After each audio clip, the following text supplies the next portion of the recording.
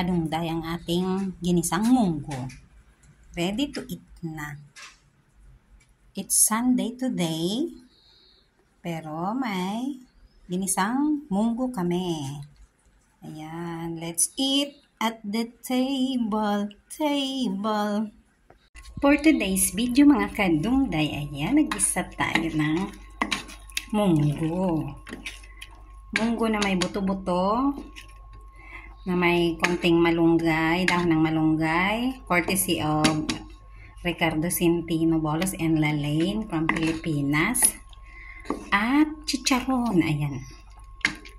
Ayan siya. Hindi ngayon Friday, pero syempre kahit naman anong araw pwedeng magluto ng munggo, di ba? Sa Pinas kasi Friday lang nagluluto ng munggo, di ba? Lalo na sa Maynila, ayan. Hindi ko siya inubos, meron pa kasi si Dudong. Iba naman nata ang gusto niya, ayan. Meron pa siyang pinakulang munggo tsaka mga boto-boto. Hindi ko alam kung anong gagawin niyang luto. Basta ako ito, nag-isa na ako. Kaya nagugutom na si Inday. Ayan.